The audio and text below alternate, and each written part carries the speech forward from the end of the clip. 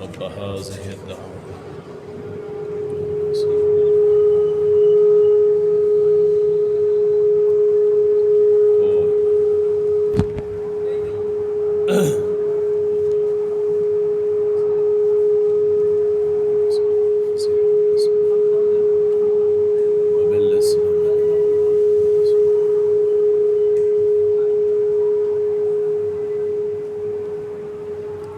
السلام عليكم ورحمة الله وبركاته.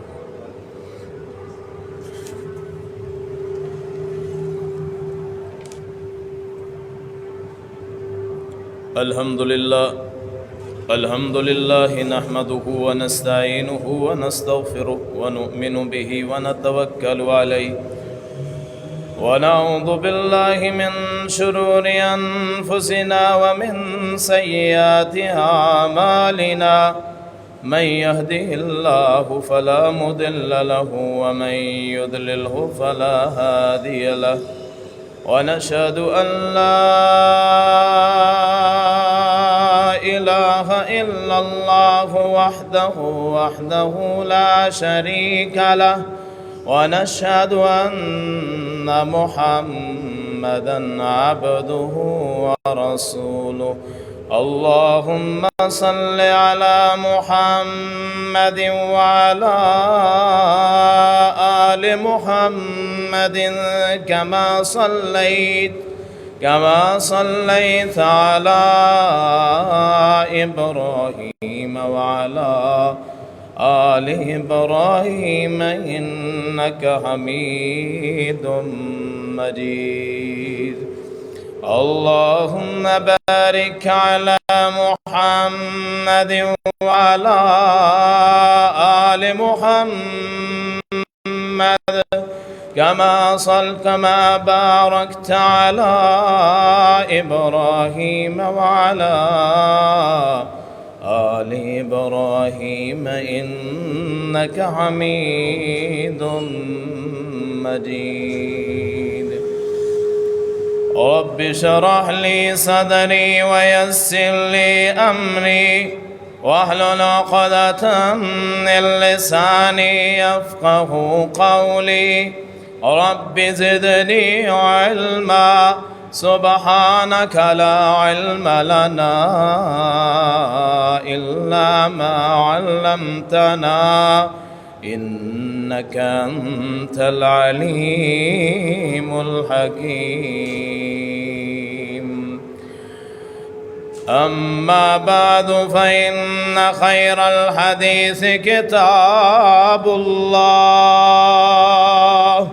وخير الهدي هدي محمد صلى الله عليه وسلم وشر الأمور محدثاتها وكل محدثة بدعة وكل بدعة ضلالة وكل ضلالة في النار. أعوذ بالله السميع العليم من الشيطان الرجيم. بسم الله الرحمن الرحيم. إذا جاءك المنافقون قالوا نشهد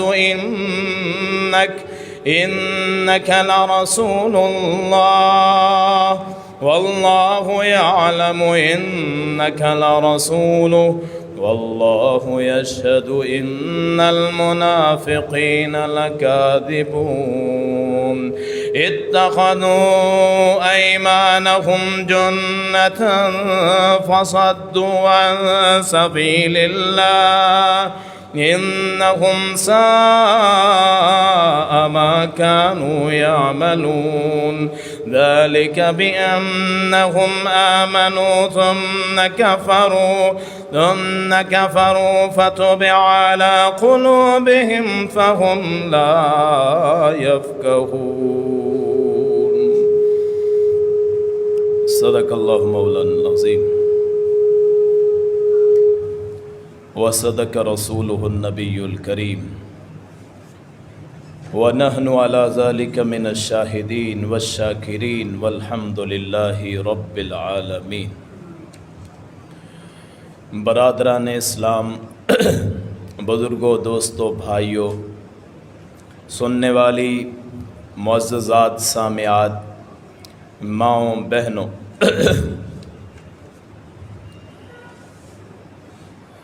دنیا میں سب سے بڑا جرم شرک سے بھی بڑا وہ ہے منافقت، نفاق، کہ دل میں کچھ اور ہو اور زبان پہ کچھ اور ہو۔ ہمارا معاشرہ جن برائیوں میں گھرا ہوا ہے، ان برائیوں میں یہ برائی بھی ہے کہ دل میں کچھ اور ہوتا ہے، زبان پہ کچھ اور ہوتا ہے۔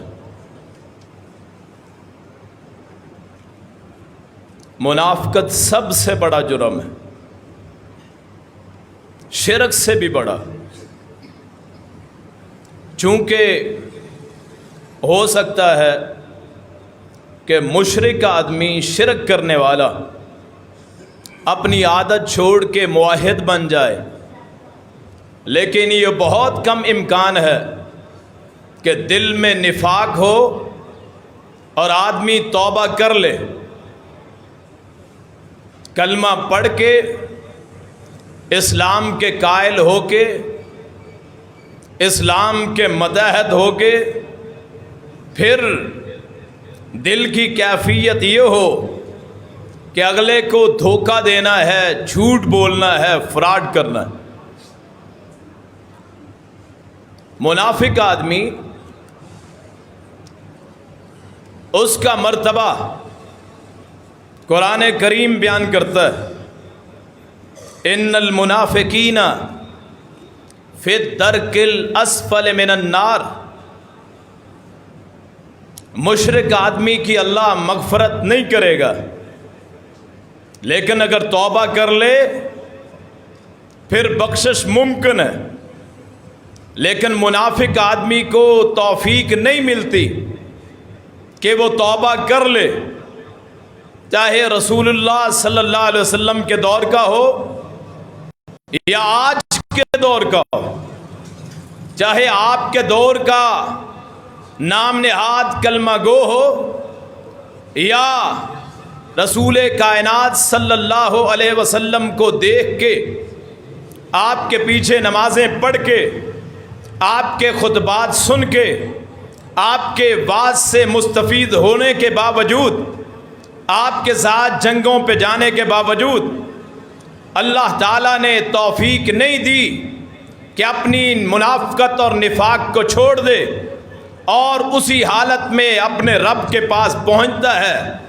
حالاں مشرک مسلمان ہو گئے، عرب مطیع ہو گیا، خیبر فتح ہو گیا، آپ کے وہی دشمن جو آپ کو مارنے والے، وہی مشرک جو بتوں کو پوجنے والے، جب خانہ کعبہ سے 360 بت نکال دیے گئے، منافقین تب بھی سلامت رہے، بالکل اسی حالت پہ رہے، اسی حالت میں موت ہو گئی، دھوکہ دہی، فراڈ۔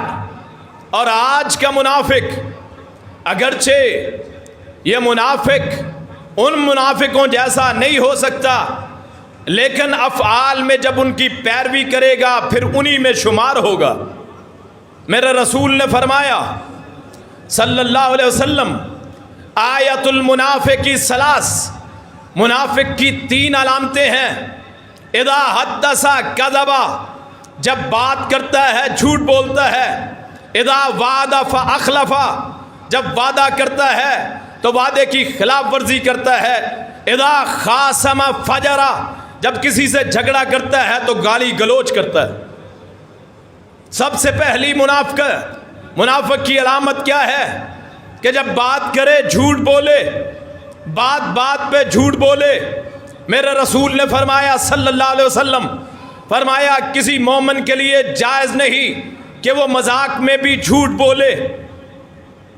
کسی سے مذاق کرتے ہوئے شغل کرتے ہوئے, یاری دوستی میں بیٹھتے ہوئے ایسی بات کہہ دینا جو حقیقت کے خلاف ہو, یاد رکھیے یہ بھی جھوٹ کے زمرے میں آتا ہے, منافقت کے زمرے میں آتا ہے.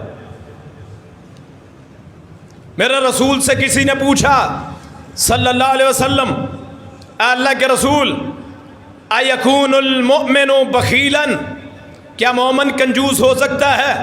فرمایا ہاں, مومن آدمی کنجوس ہو سکتا ہے.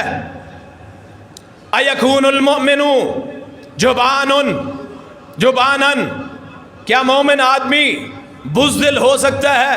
فرمایا نعم ہاں, بزدل ہو سکتا ہے. ایکون المؤمن کاذبا, کیا مومن آدمی جھوٹا ہو سکتا ہے؟ میرے رسول نے فرمایا مومن آدمی جھوٹا نہیں ہو سکتا. بزدل ہو سکتا ہے کہ ہر آدمی کا جگرا نہیں ہوتا, کنجوس ہو سکتا ہے کہ ہر آدمی کا دل کھلا نہیں ہوتا. لیکن میرے رسول کی حدیث ہے, میرے اور آپ کے لیے یہ فرمان عالی شان ہے کہ جہاں میرے حضور کی حدیث آ جائے, جہاں میرے رسول کا فرمان آ جائے, وہاں میری اور آپ کی گردنیں جھک جائیں. اطیعوا اللہ واطیعوا الرسول, اللہ کی اطاعت, رسول کی اطاعت. میرے رسول فرماتے ہیں مومن جھوٹا نہیں ہو سکتا, یہ صفت نہیں ہو سکتی. منافقت کی پہلی نشانی کہ جب بھی بات کرے اور جھوٹ بولے, اور اس کا سب سے برا پہلو وہ ہے کسی پہ الزام لگانا. جھوٹ کی سب سے بڑی علامت, قسم, وہ ہے کسی پہ الزام لگا دینا. جیسے سیاست میں کہتے ہیں یہودی, عیسائی. میرا رسول کی حدیث سن لیجئے, پھر اس کے بعد آپ اپنی فیس بک پہ, واٹس ایپ پہ, میسنجر پہ, اپنے تعلقات پہ, سوشل میڈیا پہ, پھر لوگوں پہ فتویٰ لگائیں. کسی کو یہودی, کوئی یہودیوں کا ایجنٹ, کوئی غدار. میرا رسول نے فرمایا صلی اللہ علیہ وسلم, جب کوئی کسی پہ الزام لگاتا ہے تو وہ الزام پہلے آسمانوں کو جاتا ہے, آسمانوں کے دروازے بند ہو جاتے ہیں, پھر وہ زمین کی طرف پلٹتا ہے, پھر زمین کے دروازے بند ہو جاتے ہیں. فرمایا اگر اس نے صحیح بات کہی ہو کسی پہ الزام, تو وہ الزام اس شخص پہ لگ جاتا ہے. اگر اس نے اپنی طرف سے اندازے سے جھوٹ بولا ہو, فرمایا وہ قول اس پہ لوٹ آتا ہے. کسی کو یہودی کہنے سے ہو سکتا ہے آدمی خود بن جائے, کسی کو عیسائی کہنے سے ہو سکتا ہے آدمی خود بن جائے. کہ میں کسی کو کہہ دوں تو یہودی ہے, اور وہ آسمان بھی قبول نہ کرے, زمین بھی قبول نہ کرے, اور جس کو کہا ہے وہ بھی اس کا اہل نہ ہو, تو وہ سارا الزام مجھ پہ لوٹ کے آئے. میرا رسول نے فرمایا صلی اللہ علیہ وسلم, بعض اوقات بندہ ایک کلمہ ایسا کہہ دیتا ہے, آدمی پرواہ نہیں کرتا, آدمی سمجھتا ہے یہ کون سی بڑی بات, میں نے تو شغل میں کہی تھی. فرمایا وہ اللہ کو اتنا ناپسند ہوتا ہے کہ اللہ اس ایک کلمے کی وجہ سے اسے دوزخ میں داخل کر دیتے ہیں. اپنی بات اپنی زبان سنبھال کے کریں. ابو بکر صدیق رضی اللہ عنہ, جن کا لقب ہی صدیق, سچوں میں سب سے سچے. جیسے انبیاء میں سے حضرت اسماعیل کو اللہ نے کہا کانا صادق الوعدی, وعدے کا سچا. اسی طرح اس امت میں رسول کے بعد اگر سب سے کوئی زیادہ سچا ہے تو ابو بکر صدیق ہے رضی اللہ عنہ. اپنی زبان کو پکڑ رہے تھے. کسی نے پوچھا زبان کو کیوں پکڑ رہے ہیں, کھینچ رہے تھے؟ انہوں نے فرمایا کہ اس زبان کی وجہ سے میں ہلاکت کے گڑھے پہ پہنچ گیا, کنارے پہ پہنچ گیا. یہ ان ہستیوں کا تذکرہ ہے جن کو نبی کریم کہتے ہیں ابو بکر فی الجنہ, عمر فی الجنہ, عثمان فی الجنہ, علی فی الجنہ. یہ ان ہستیوں کے بارے میں کہ اپنی زبان پہ اتنا ان کو ہے کہ کہیں ہماری زبان کی وجہ سے ہم اللہ کی دوزخ میں نہ چلے جائیں۔ جھوٹ، کسی پہ الزام، رسول اللہ نے فرمایا صلی اللہ علیہ وسلم، جو کسی پہ جھوٹا الزام لگائے اسے 80 درے 80 کوڑے سزا کے طور پہ لگائے جائیں۔ جھوٹا الزام۔ عائشہ صدیقہ طیبہ طاہرہ مقدسہ، سفر ہے غزوہ بنی المصطلق، وہاں کہتے رات کا وقت تھا، مسلمانوں کو فتح ہو گئی، مسلمان واپسی کی تیاری کرنے لگ گئے۔ کہا مجھے قضائے حاجت پیش آئی، میں وہاں سے واپس آئی تو میرا ہار گم ہو گیا۔ اس کو ڈھونڈنے میں مسلمانوں کا قافلہ چل پڑا۔ کہا اس دور میں ہودج ہوتے تھے کہ 4 اس کے کونے ہوتے تھے، جیسے بڑی چارپائی ہو، اوپر پردہ پڑا ہوتا تھا، اندر عورتیں ہوتی تھیں۔ وہ صحابیوں نے سمجھا کہ شاید عائشہ بیٹھ گئی ہیں، قافلہ چل پڑا۔ کہا میں جب واپس آئی قافلہ نہیں تھا، وہیں لیٹ گئی، سو گئی۔ نیند ہے، سولی پہ بھی آ جاتی۔ کہا جب پتہ چلے گا مجھے لینے واپس آ جائیں گے۔ اتنی دیر میں صفوان بن معطل رضی اللہ عنہ، بدری صحابی ہیں، وہ سامان مسلمانوں کا اکٹھا کرتے کرتے پیچھے سے، لشکروں کے پیچھے کچھ افراد چھوڑے ہوتے تھے کہ جو سامان پیچھے رہ جائے وہ سامان ساتھ لے کے آئے۔ وہ آئے، عائشہ رضی اللہ عنہا پہ ان کی نظر پڑی، انا للہ و انا الیہ راجعون۔ عائشہ کہتی ہے میری آنکھ کھل گئی، میں نے اپنا پردہ درست کیا، انہوں نے اپنا اونٹ قریب کیا، اس کو بٹھایا، میں اس پہ بیٹھ گئی، وہ ساتھ ساتھ چل پڑے۔ راستے میں اس لشکر تک پہنچ گئے جو مسلمانوں کا تھا، نبی کریم کا تھا صلی اللہ علیہ وسلم۔ کہا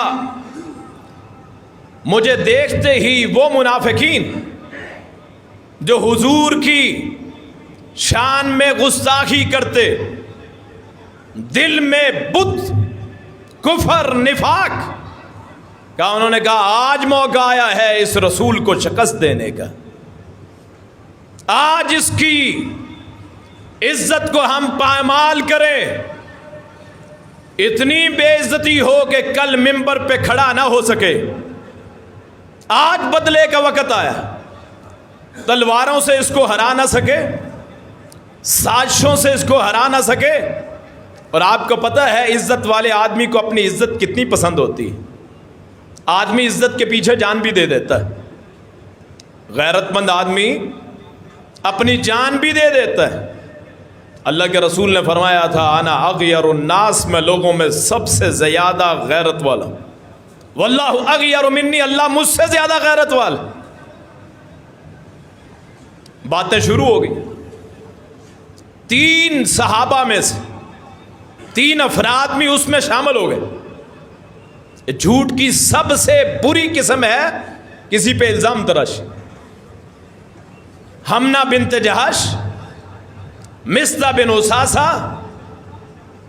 اور شاعر رسول حسان بن ثابت، جن کو اللہ کے رسول فرماتے تھے اللہم ایدہ بروح القدس، کہ جب حسان میری شان میں نعت پڑھے تو یا اللہ فرشتہ جبریل کو بھیج کے اس کی مدد کیا کر۔ انہوں نے بھی شاعر آدمی تھے، بات مل گئی، بات میں بات کر دی۔ یہ حمنہ بنت جہش آپ کی سالی زینب بنت جہش کی بہن آپ کے خاندان کی ہے. اب ظاہر ہے عائشہ اور زینب آپس میں سوکن ہے اسی دشمنی میں کہ میری بہن کی سوکن ہے. یہ نہ خیال کیا کہ عزت تو رسول اللہ کی ہے صلی اللہ علیہ وسلم. بات کر دی. اور مصطح بن اساسہ آپ کا خالہ زاد بھائی ابو بکر صدیق، خالہ زاد بھائی، اور سارا خرچ ابو بکر ان پہ کرتے. ابو بکر صدیق جتنا خرچہ ہوتا بے سہارا تھے، مصطح پہ خرچ کرتے. یہ بھی شامل ہو گیا. یہ غیبت اور بہتان، اس میں شیطان بڑا خوش ہوتا ہے. زیادہ سے زیادہ لوگ اس میں شامل ہوتے ہیں. یہاں واقعہ ہوا ہو اس چوک میں، ایک بندہ دیکھے گا 2 کو سنائے گا، 2 دیکھیں گے 4 کو سنائیں گے، آگے بات بڑھتی جائے گی. نہ اس وقت کسی نے دیکھا کہ عائشہ کہاں تھی، نہ کسی کو علم. عبداللہ بن ابی منافقوں کا سردار، اس نے بات بڑھانی شروع کر دی. کبھی حسان کو پوچھنا، حسان بتا واقعہ کیا ہوا، خود کچھ نہیں کہا. بعض لوگ آگ لگانے والے ہوتے ہیں، سب سے برے لوگ، کہ خود بات نہیں کرنی، لوگوں سے بات کہلوا دو، کسی کی عزت پائمال کر دو. میرے رسول نے فرمایا صلی اللہ علیہ وسلم، فرمایا سود کے مومن کی عزت کے بارے میں سنیں، ہم جس کو چاہتے ہیں ذلیل رسوا کر کے رکھ دیتے ہیں. ممبر پہ چڑھا ہوا مولوی ہو یا معاشرے کا معزز فرد ہو، ہم بات کرتے وقت 1 سیکنڈ نہیں لگاتے. ایک مومن کی عزت کتنی ہوتی ہے. میرے رسول نے فرمایا صلی اللہ علیہ وسلم، سود کے 70 گناہ ہیں، سب سے ہلکا گناہ یہ ہے کہ آدمی اپنی ماں سے زنا کرے، اور سب سے بڑا گناہ یہ ہے کہ آدمی کسی کی عزت کو اچھالے، کسی کی عزت کو پائمال کر دے. کتنے ایسے افراد ہیں جو اپنے جیسے بھائیوں کی عزتوں کو پائمال کرتے، کسی کا نام بگاڑتے، کسی پہ الزام لگاتے، کسی کو تانا زنی کرتے، کسی کی عزت اچھالتے. جو کسی کی عزت کو اچھالتا ہے اللہ کریم اس کی عزت کو بھی محفوظ نہیں رہنے دیتے. باتیں شروع کر دی. 1 مہینہ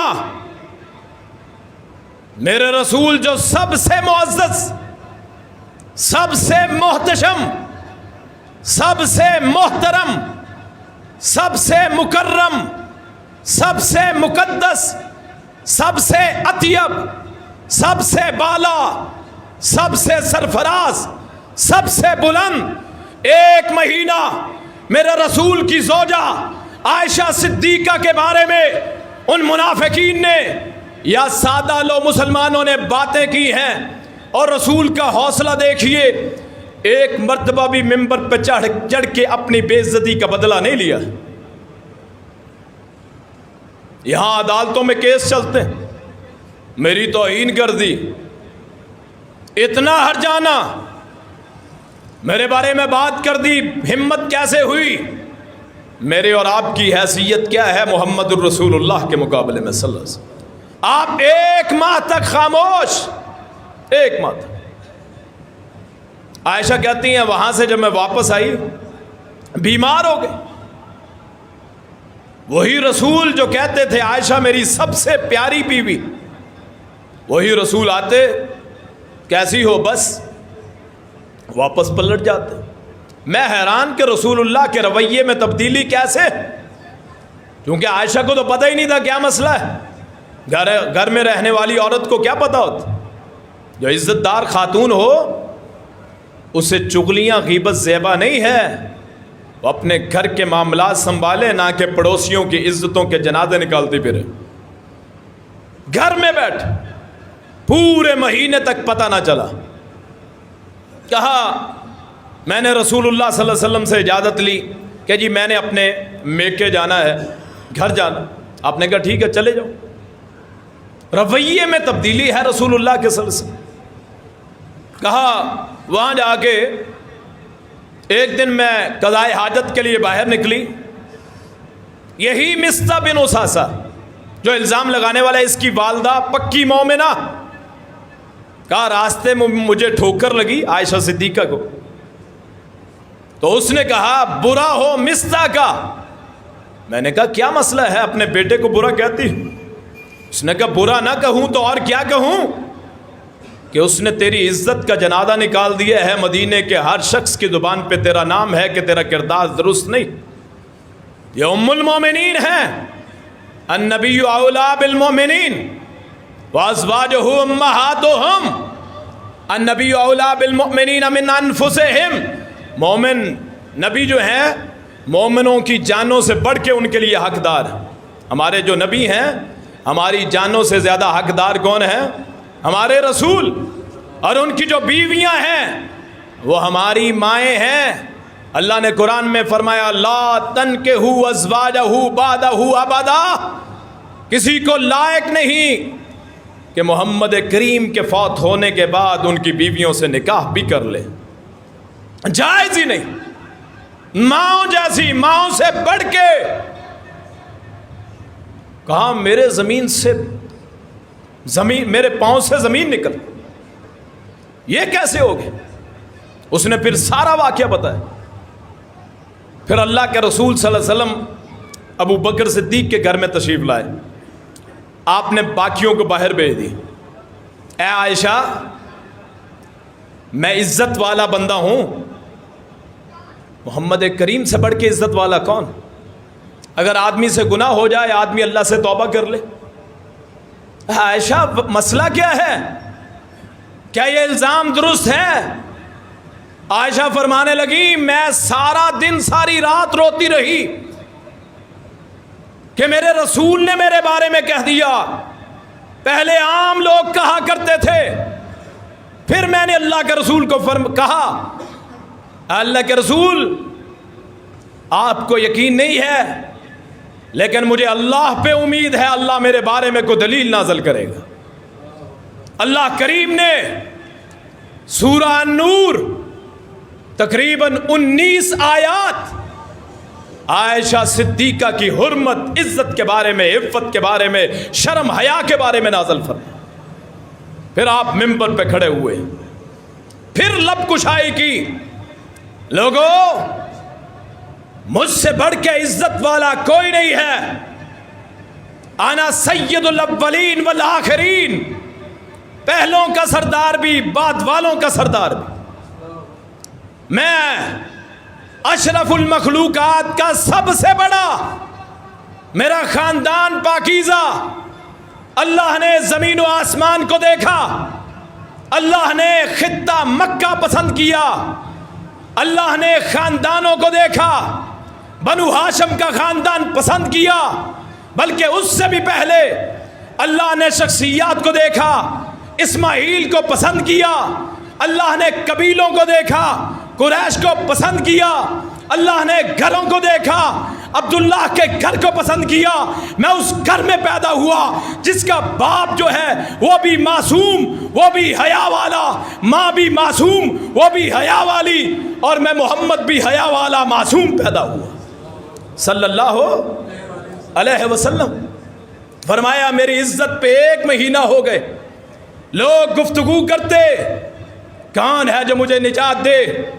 سعد بن اسید بن حزیر کھڑے ہوئے، سعد بن معاذ کے چچیرے بھائی، چچا کے بیٹے، کہا اللہ کے رسول اگر ہم میں سے ہے، اوس میں سے ہے تو ہمیں بتائیں، خزرج میں سے ہے تو ہمیں بتائیں۔ اور عبداللہ بن ابی اب کس میں سے تھا؟ خزرج میں سے، بڑا قبیلہ تھا۔ سعد بن عبادہ کھڑے ہوئے، کون ہے تو جو ہم سے قصاص لے سکے؟ عبداللہ ہمارے گھرانے کا فرد، خاندان کا ہے، قبیلے کا ہے، کس میں جرت؟ اللہ کے رسول پھر اتر آئے ممبر سے، پھر ان تینوں، 2 مرد 1 عورت، ان کو بلایا گیا، 80 کوڑے مارے گئے، حسان بن ثابت کو بھی، مصطح بن اساسہ کو بھی، اور حمنہ بنت جہش کو بھی، اور قیامت تک کے لیے اصول بنا دیا جو کسی پہ الزام لگائے اس کی سزا یہ ہے کہ اس کی لا تقبلوا شہادتن ابدا، اگر کبھی گواہی دے جھوٹے الزام لگانے والے کی گواہی کا بھی اعتبار کوئی نہیں، 80 درے مارے جائیں اگر اسلامی قانون ہو۔ اور اگر ایسی بات ہو جائے ہمارا معاشرہ پاک صاف ہو جائے، کتنی غلط فہمیاں ہیں جو لوگ ایک دوسرے کے بارے میں کرتے ہیں، اسی الزام کی وجہ سے گھروں میں لڑائیاں۔ وہ کہتی میرا جوتا غائب ہو گیا، وہ کہتی ہے میری نند نے میرے کپڑے اٹھا لیے، وہ کہتی میرا زیور پڑا تھا وہ اٹھا لیا۔ پھر ہم جیسے درویش کو کہہ دیتے ہیں مولوی صاحب زیور غائب ہو گیا ہے تو ذرا پتہ کریں، کوئی حساب لگائیں۔ اب حساب کیا لگانا ہے، مسئلہ تو گھر میں ہوتا، پتہ ہی نہیں ہوتا مرد حضرات کو کہ کیا مسئلہ ہے، اور چپکے سے جو گھر میں خیانتیں ہوتی ہیں وہ دراصل اس الزام کا حصہ ہوتی ہیں، جھوٹ کا حصہ جو ہمارے گھروں میں پھیلا ہو، خامد بیوی سے، بیوی خامد سے، اور ساس بہو سے، بہو ساس سے جھوٹ بولتی۔ میرا رسول نے فرمایا صلی اللہ علیہ وسلم جب بندہ جھوٹ بولتا ہے فرشتہ 70 میل آدمی سے دور چلا جاتا ہے، اس کے منہ کی بدبو اتنی ہوتی کہ فرشتہ 70 میل سے دور چلا جاتا ہے کہ منہ کی بدبو، فرشتے ہوتے ہیں معصوم، پیارے، خوشبودار، ان کو جھوٹ کی بدبو سے نفرت ہوتی ہے۔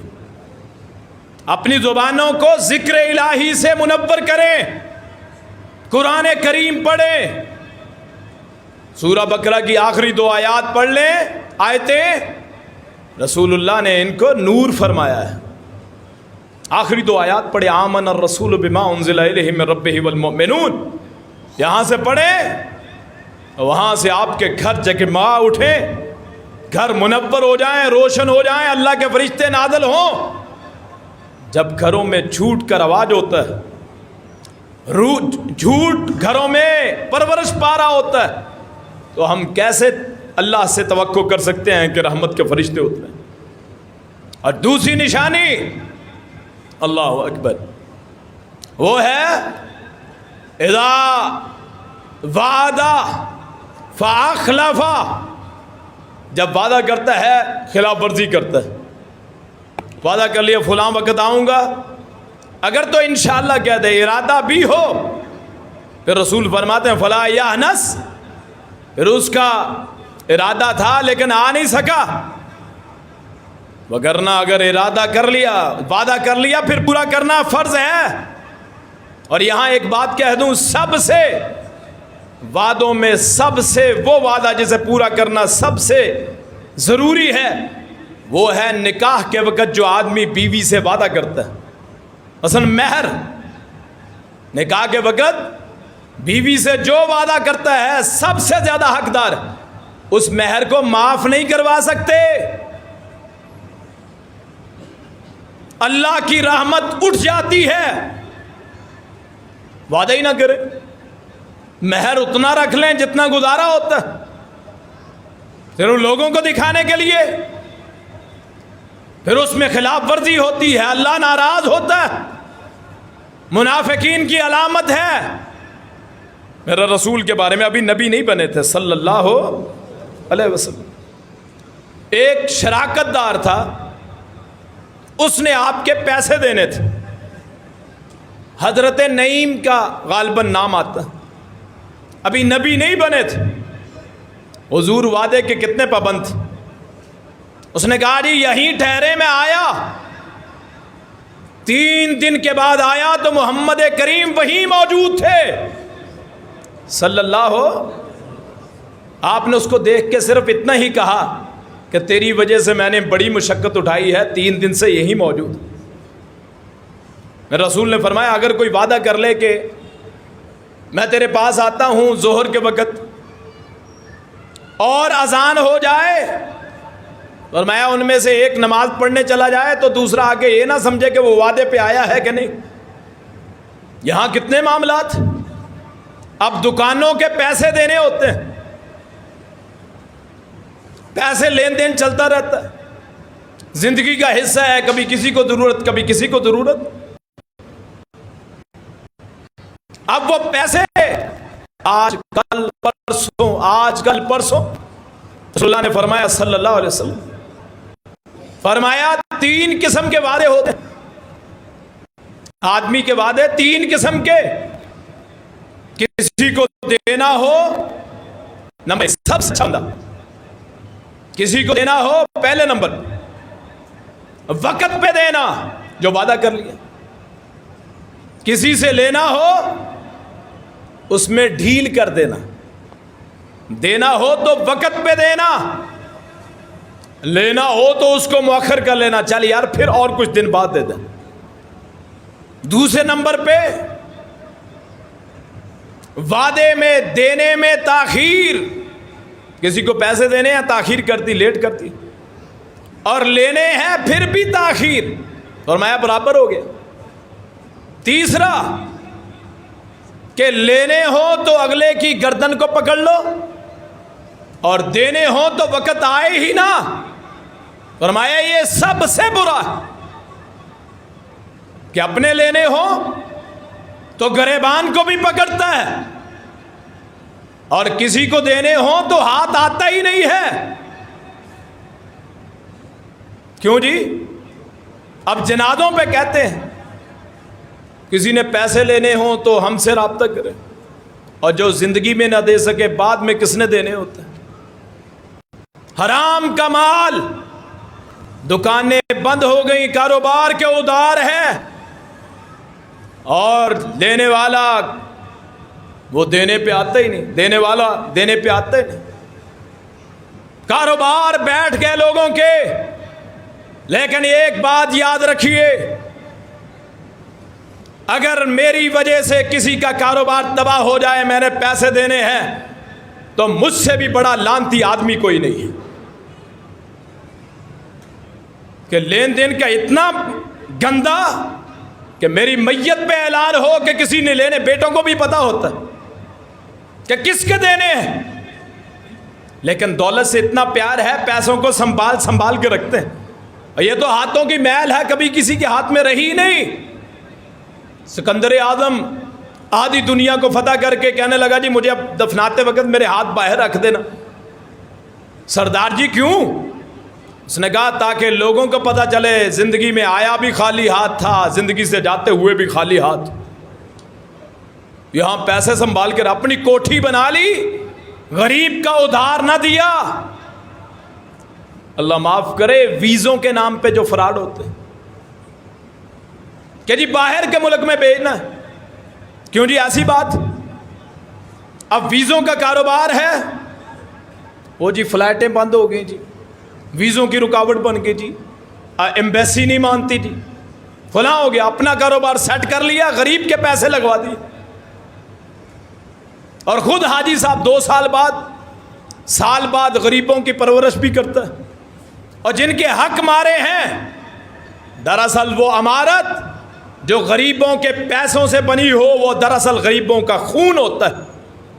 کل قیامت کا دن ہوگا، وہی عمارتیں اللہ کہے گا اس کو اٹھا ذرا، یہ کوٹھی بنائی ہے ٹنوں کے حساب سے، اب یہ عمارت، اس عمارت کا کتنا وزن ہوگا؟ کون سا بندہ ہے جو اس مسجد کو اٹھا لے، اور اس کو مسجد کو اٹھا سکتا ہے؟ کوٹھی بنی ہے لوگوں کے پیسے دینے، اور پہلے لوگوں کو ادائیگی کرو، پھر اپنے مکانات بناؤ۔ اور یہاں ایک حدیث کوٹ کر دوں جو اس سے ریلیٹڈ ہے، میرے رسول نے فرمایا جب تم کسی کو دیکھو کہ وہ مکانات میں پیسے خرچ کر رہا ہے تو سمجھ لو کہ اس کے پیسے میں برکت نہیں ہے۔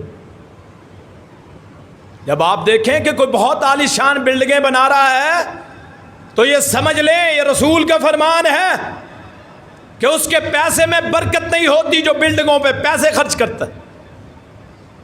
پتہ نہیں رہنا نصیب ہونا ہے کہ نہیں، یہ سانس ہے کب نکل جائے۔ پہلے لوگوں کے حساب چکاؤ، پھر وہ اپنے اصل گھر کی بناوٹ کرو جس کو قبر کہا جاتا ہے۔ یہ نہ ہو یہاں تو عالی شان مکان بنا لیا، وہاں قبر میں آگ میری منتظر ہو، مجھے جلا ڈالے، جاتے ہی گرز مارے جائیں، جاتے ہی تشدد ہو، کفن پہ خوشبوئیں لگا کے جسم پہ، اللہ کے سپرد کر کے، قرآن خوانیاں کر کے، ختم دے کے، تیجا ساتا کر کے، 40واں کر کے، برسی منا کے، قرآن خوانی کر کے، درخت لگا کے، صدقہ خیرات کر کے، پچھلے سب کچھ کریں، حقداروں کو ان کا حق نہ ملے، اس صدقے کی اللہ کو پرواہ نہیں ہے جو کسی کا حق مار کے دیا جائے۔ اپنی زندگی میں فارغ ہو کے جائیں کہ کسی سے لینا ہو تو ٹھیک ہے لیکن کسی کا دینا نہ ہو۔ جب جان نکلے فَكَيْفَ إِذَا تَوَفَّتْهُمُ الْمَلَائِكَةُ يَضْرِبُونَ وُجُوهَهُمْ وَأَدْبَارَهُمْ، لوگوں کے حق مارنے والے، وعدہ خلافی کرنے والے، جب ان کی جانیں نکلتی ہیں فرشتے ان کے منہوں پہ گرز مارتے ہیں، ان کی پشتوں پہ گرز مارتے ہیں، قبر کے عذاب ان کا منتظر۔ اپنے معاملات درست کر کے جائیں، وعدے کی پابندی کریں، جس کو دینا ہے اسی دنیا میں دے دیں، جس دن کا وعدہ ہے اسی دن دیں، اللہ دینے والا ہے، وعدہ تو دل سے کریں۔ اور تیسری علامت اذا خاصم فجر، جب جھگڑا ہوتا ہے گالی گلوچ کرتا ہے،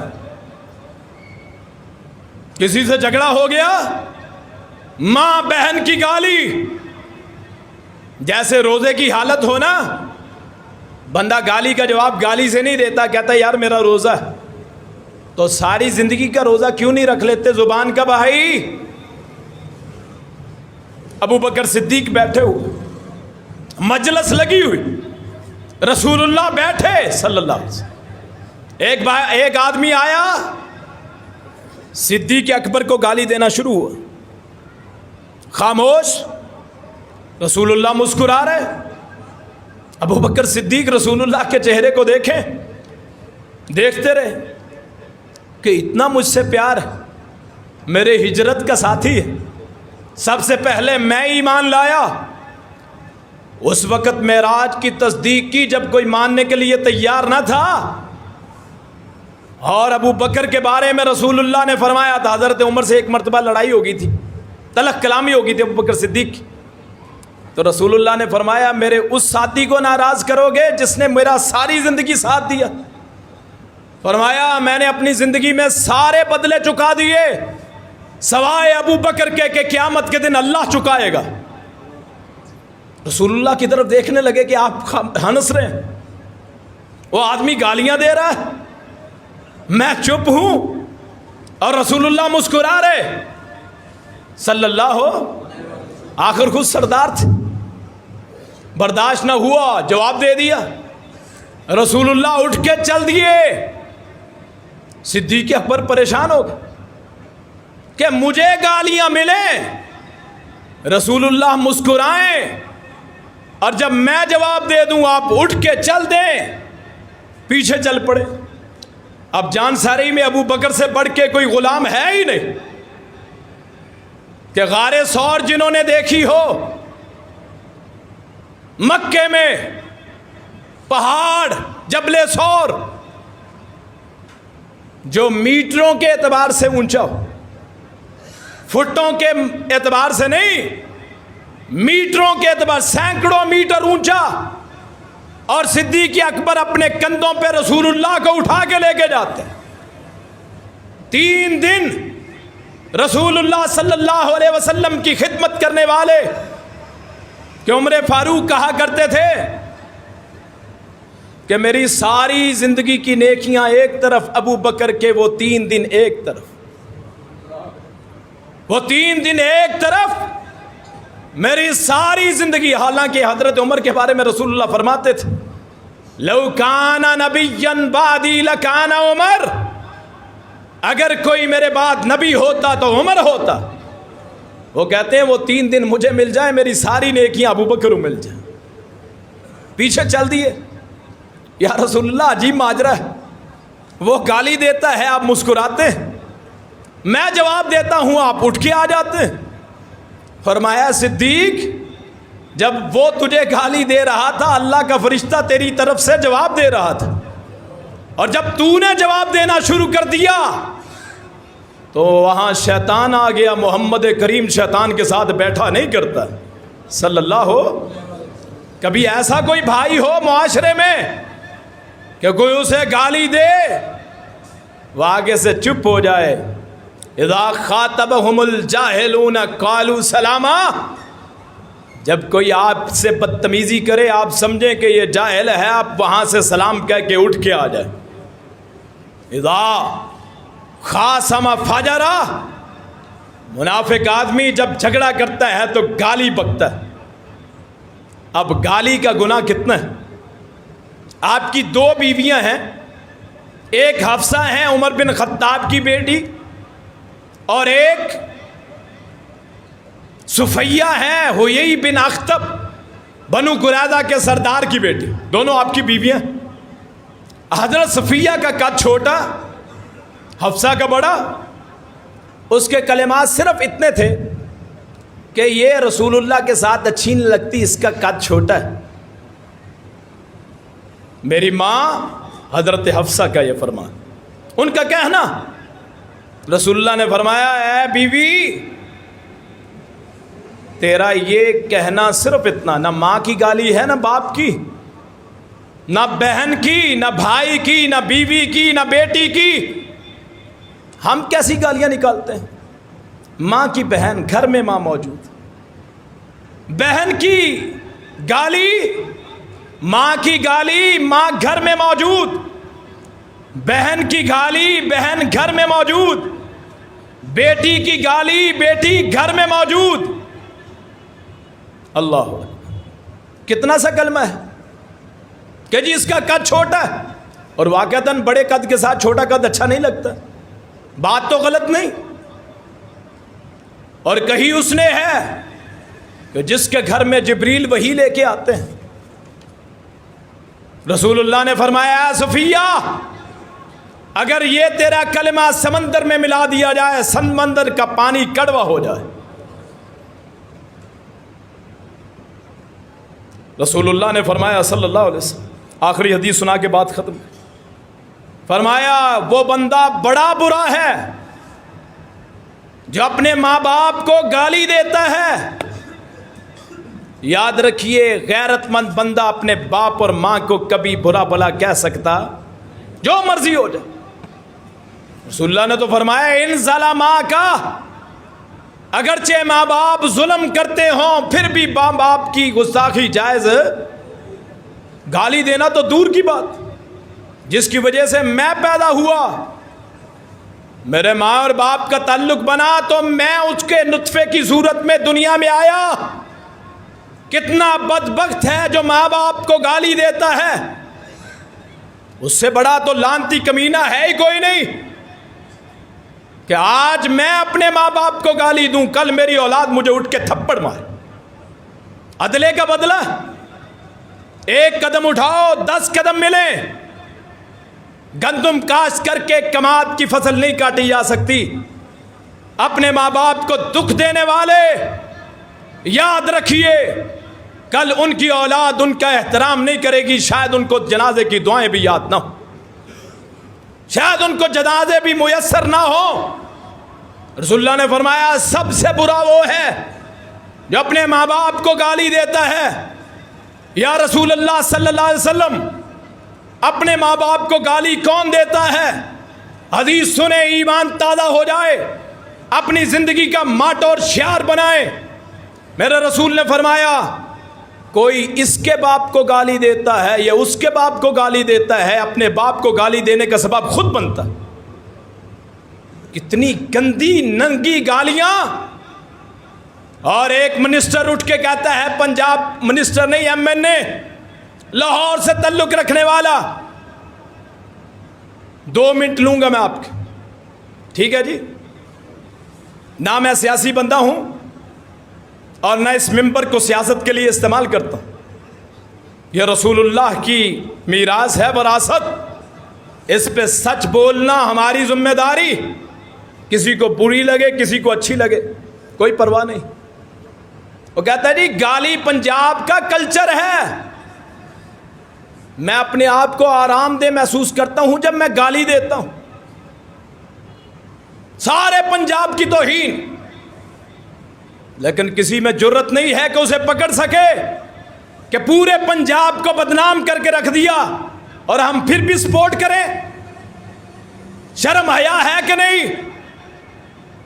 ویسے پنجابی سندھی کے نام پہ لڑ پڑتے ہیں، گویا گالی میرے عالم جو پنجاب کا ہے اس کا بھی شعار، گالی میرے جو حدیث پڑھاتا ہے اس کا بھی ماٹو، گالی میرے باپ کا بھی کلچر، میری بہن کا بھی کلچر، گالی میرے گھر کا بھی کلچر، گالی میری مسجد کا بھی کلچر، کہ جب میں گالی دوں تو میں آرام دہ ہو جاتا ہوں. اور اسمبلیوں میں ان کو ووٹ دینا، یہ بے شرم لوگ جو گالی کو اپنا کلچر دیں.